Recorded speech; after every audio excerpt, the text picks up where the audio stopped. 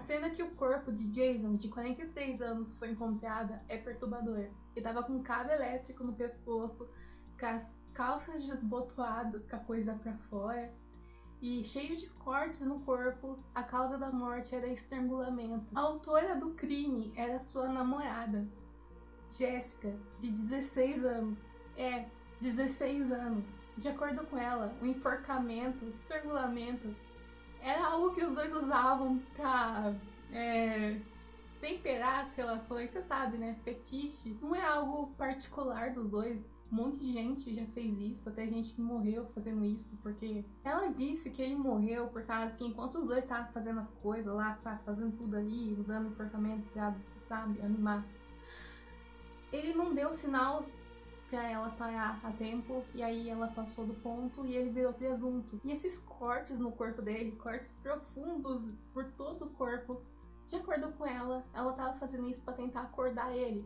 E como ele não acordou, ela continuou cortando ele para aliviar o próprio estresse.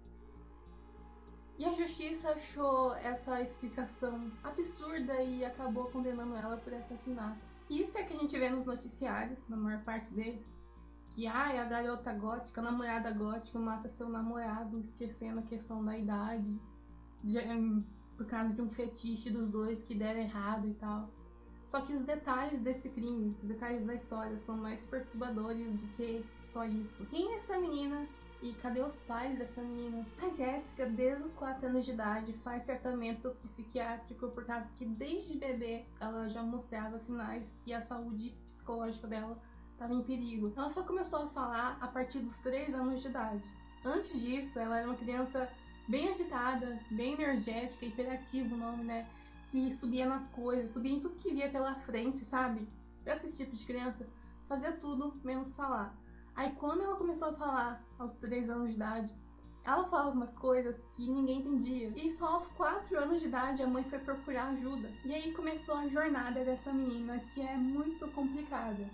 Ela passou por vários médicos diferentes na vida dela, e médicos diferentes deram um diagnóstico diferente pra ela. Foi diagnosticada desde autismo, a esquizoafetismo, esquizoafetismo, que é diferente de esquizofrenia, déficit de atenção, transtorno opositor, que é quando o adolescente tem, que ele fica opositando as autoridades, transtorno bipolar e por aí vai. A menina é complicado. Como vocês já podem esperar, ela passou vários episódios na vida dela por surtos pesados.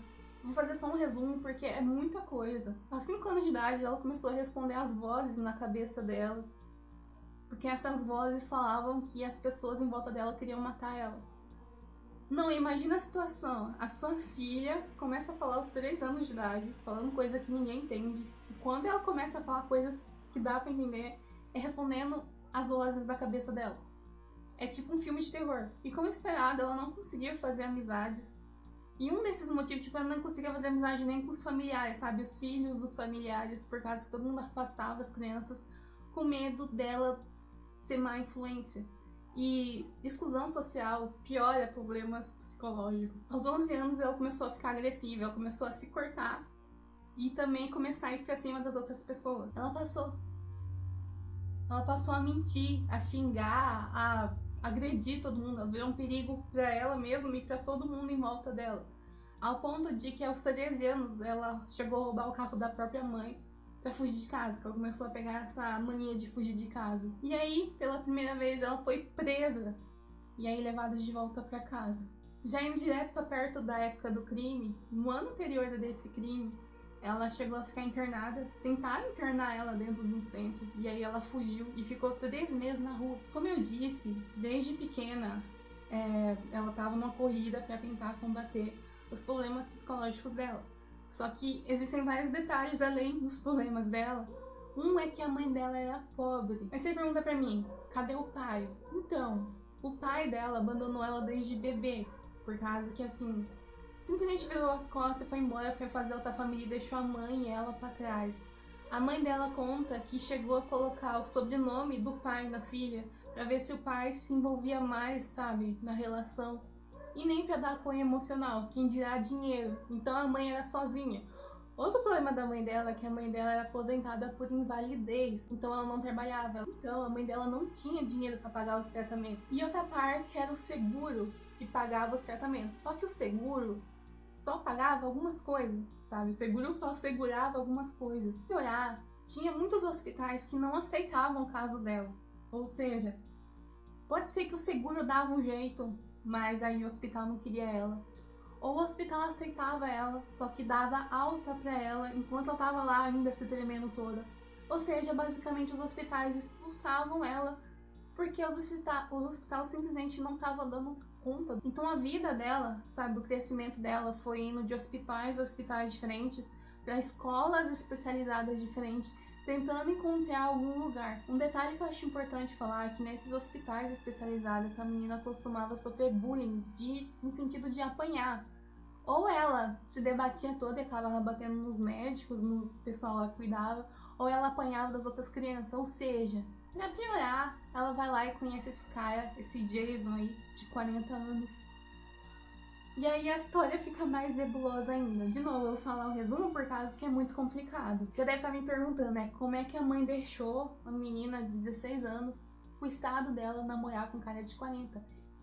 É complicado, gente. Eles se conheceram na internet e já de início os dois mentiram, sabe? Ela mentiu a idade dizendo que tinha 20 anos e ele mentiu a idade dizendo que tinha 28.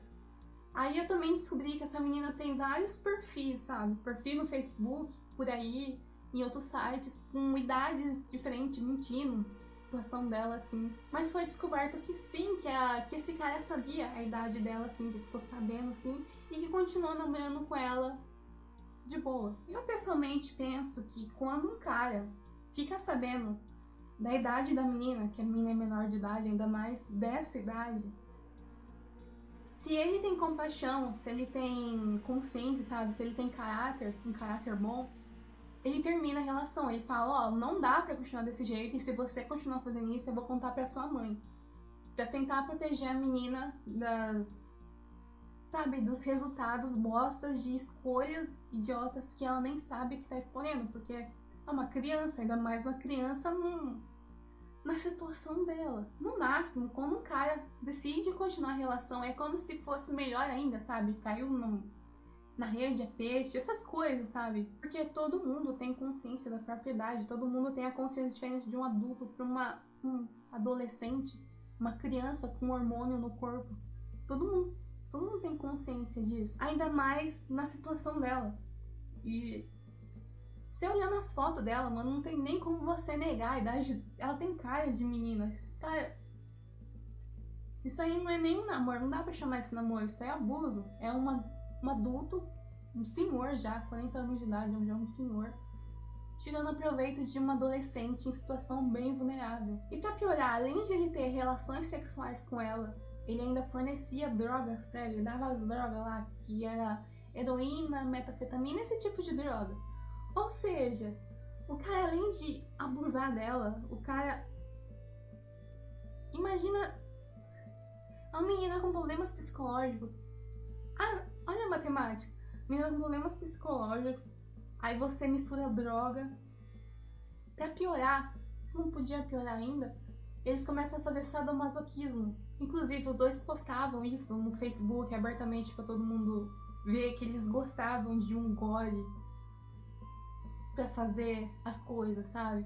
Ele pedia pra ela pra pegar uma corda pra fins elétricos, dizendo fins elétricos por causa que se você usa uma coisa que não é pra um certo fim e dá merda, você não pode reclamar, né?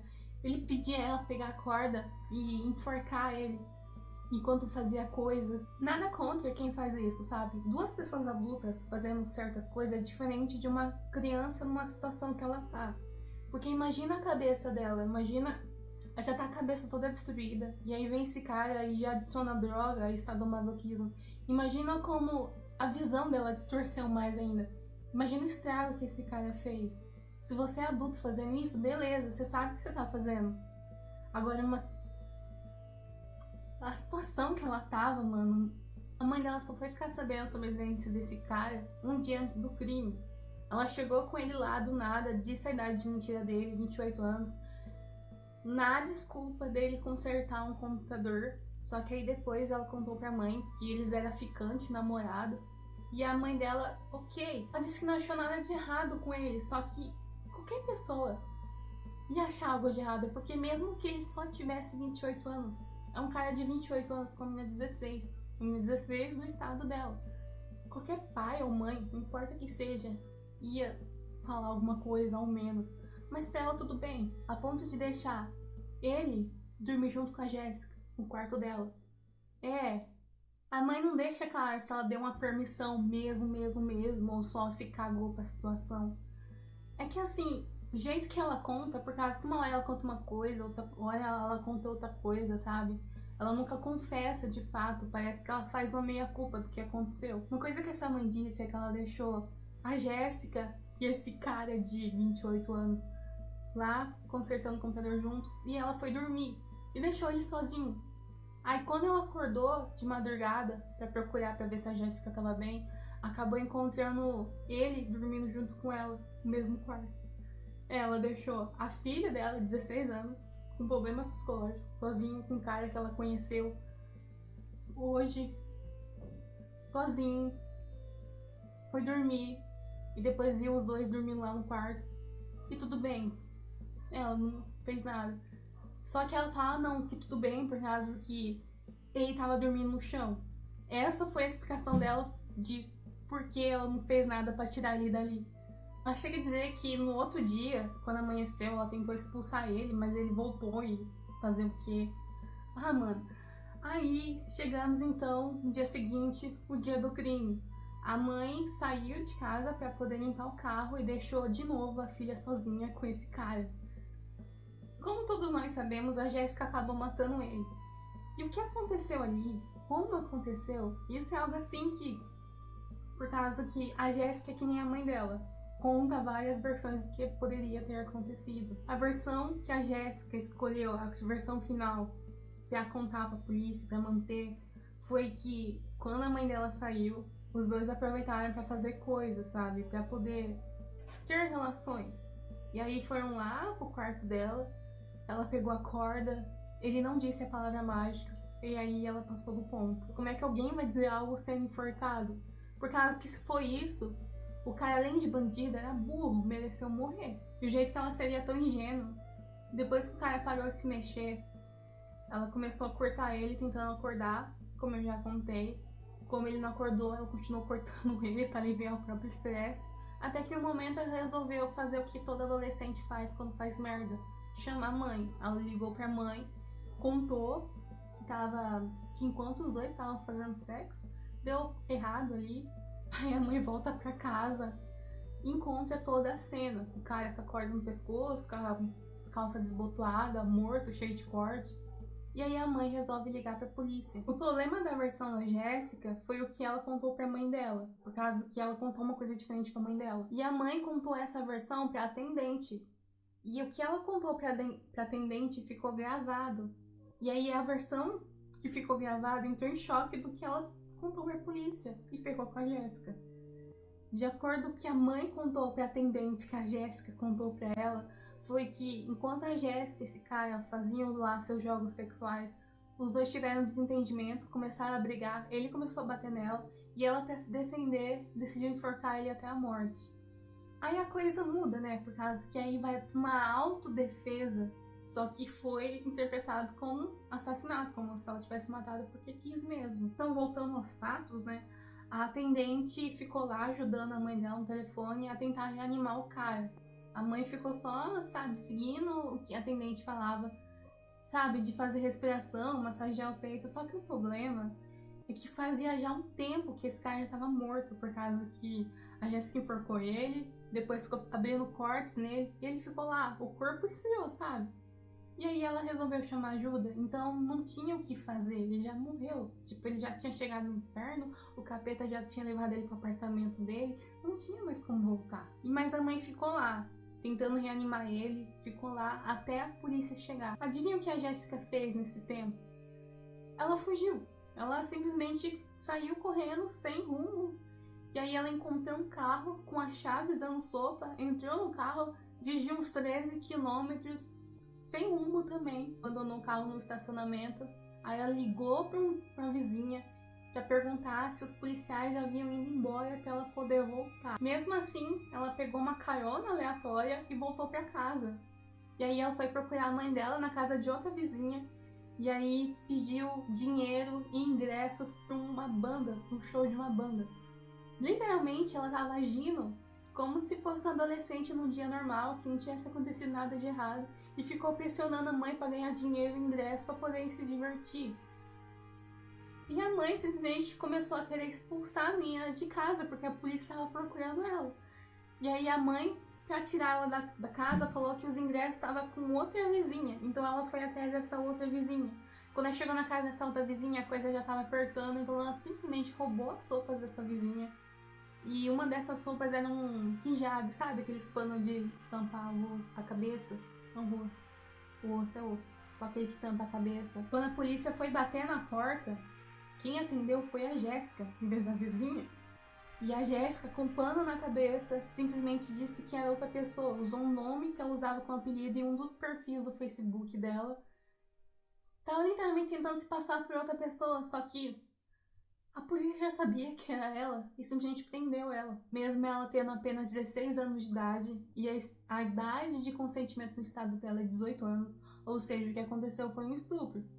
Mesmo ela tendo as condições psicológicas que ela tem, ela foi julgada feita adulta. Mas vamos aos detalhes. No local do crime, encontraram as coisas, né? Encontraram o cabo elétrico, né? Encontraram papéis sobre a saúde, alguns papéis sobre a saúde psicológica dela, que indicavam que desde os 11 anos dela ela se mutilava e por isso que havia aquela gilete ali. Vários papéis com poemas que a Jéssica escrevia, que romantizava gore, demônios, essas coisas, sabe? Esse conteúdo mais dark. Inclusive, ela tem um canal onde ela cantava esses poemas. Eu vou colocar o link aqui. Achar as redes sociais deles, com eles comentando essas coisas, romantizando o gore. Inclusive, ela tinha uma página naquele site que todo santo trevoso assassino que eu falo tem. Tinha conta lá, que é o Vampirifreaks, uma coisa assim. Inclusive, nesse site, ela mentia a idade, ela dizia que tinha 19, porque em cada página diferente ela tem uma idade diferente. É uma pressa pra crescer que essas meninas têm. Inclusive, a mãe dela também tinha uma página lá, por causa que é uma mãe legal, sabe? Sabe aquelas pessoas que falam que eu não sou uma mãe regular, eu sou uma mãe legal? Tanto que deixa a filha dormir com um cara de 28 anos. E no celular dela também encontraram um vídeo. E esse vídeo aqui coloca o cabo no pescoço dele, mas na mão dela. Por causa que nesse vídeo ela gravou ele depois da morte. Começou a gravar, sabe, o corpo morto dele. E ela brincando com o cadáver dele, sabe, abrindo cortes no corpo dele, se divertindo lá. Inclusive ela pegando e abrindo a calça e fazendo cortes bem profundos nas partes íntimas dele. Esse vídeo não existe na internet, não que eu tenha pesquisado sobre a existência dele, mas ele não existe porque é material da polícia. Só existe a descrição que tem naquele filme que foi usado contra ela. E também foram encontrados outros vídeos fora dessas coisas dos dois fazendo sadomasoquismo. Inclusive, eles vestidos com aquele tipo de roupa, sabe? A ideia de dar o celular pra polícia era pra tentar provar que a história de sadomasoquismo era real, que não ela era só uma assassina, sabe? Só que o problema é que foram encontrados dentro das coisas que provavam que o sadomasoquismo era real, tanto que ela mostrou cicatrizes no corpo dela com desenhos que ele tinha feito nela. Também foi encontrado esse vídeo dela brincando com o cadáver dele. Meio que ela esqueceu de pagar a principal coisa que acabava condenando ela. Outra forma dela tentar provar que não queria matar ele, ela simplesmente disse para os policiais que ela queria ele vivo por causa que era ele quem trazia as drogas pra ela. É isso. Ela disse isso pra polícia. Essa foi a defesa dela. Só que durante o julgamento ela acabou se declarando culpada mesmo. Como vocês sabem, ela foi julgada feita adulta. Ela acabou pegando 10 anos por assassinato em segundo grau como adulta. Por outro lado, a sentença que ela pegou, o mínimo é 25 anos, normalmente. Ela teve uma redução. Analisando, sabe, a situação dela, deu redução para 10 anos. Mas mesmo assim, eu acho que o certo era ela ser internada no hospital psiquiátrico, por causa que essa menina não pode viver à solta na sociedade, por causa que ela é um perigo para si mesma e para as outras pessoas. Porque pensa comigo, e aí, você vai prender a menina por 10 anos, o que que vai ajudar ela? O que vai mudar na cabeça dela? Não vai curar os problemas psicológicos que ela tem. Durante o julgamento, antes da condenação, ela ficou 17 meses na cadeia, na solitária, que foram creditados, sabe? Teve uma diminuição ainda mais. Só que assim, cara, nesse tempo ela ficou tendo surto e crise direto na solitária. Sabe por quê? Porque a mãe dela não conseguia entregar os remédios, os milhares de remédios que a menina tomava. Sabe por quê? Porque a mãe dela não se organizou, ela não tinha todos os documentos certinho para provar que a menina tinha esquizoafetismo. Aí os policiais diziam que a mãe não tinha prova para poder confirmar que a menina tinha esse problema e precisava dos remédios. Então ela ficou sem os remédios lá, passando mal. A mãe, a responsável dela, ela demorou muito tempo para poder ligar para todos os hospitais que a menina passou para ver se eles tinham guardado o laudo dela, laudo da menina, que eles chutaram há tempos atrás. Então ela ficou lá 17 meses tendo alucinações, tendo surtos.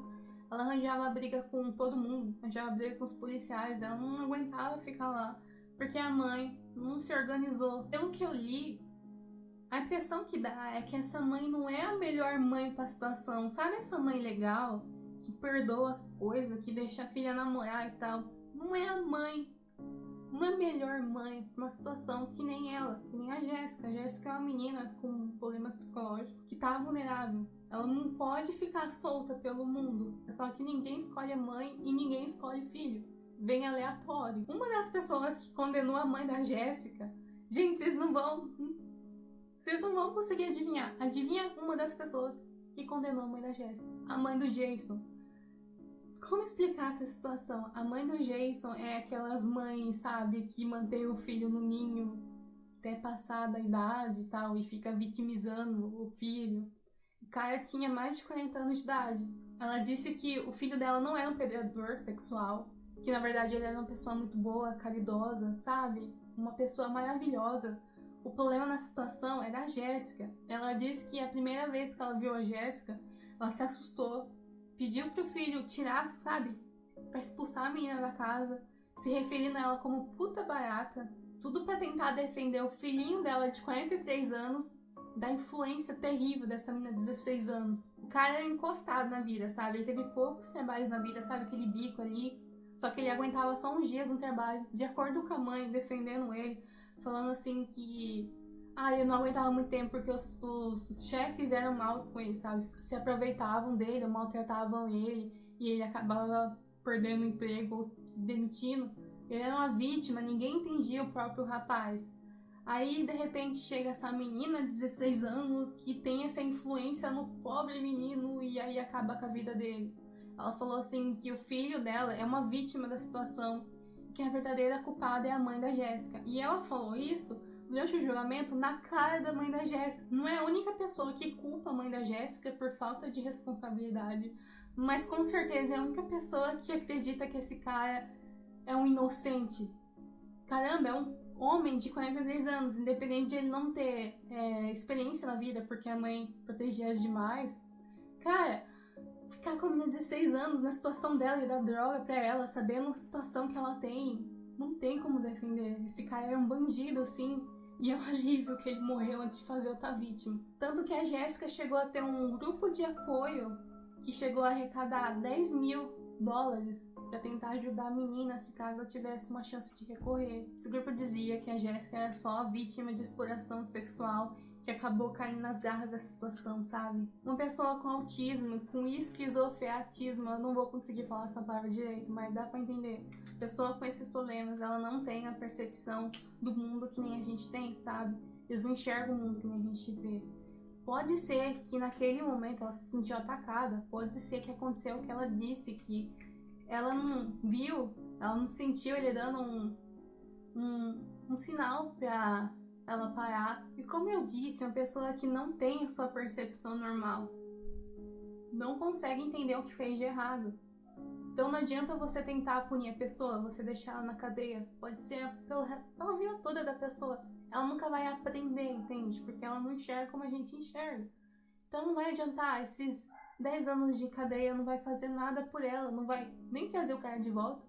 Que bom que ele não vai voltar. Imagina ela daqui 10 anos na rua, com a cabeça que ela tem, de tudo que aconteceu com ela, dos abusos, das agressões que ela sofreu a vida toda, você acha que 10 anos de cadeia vai fazer o quê por ela? Vai fazer nada, vai piorar a situação. Imagina ela lá no meio daquele povo doido. Eu nem preciso dizer como é que a mídia tratou a situação. A mídia sempre pega esses casos e trata como sensacionalismo, né?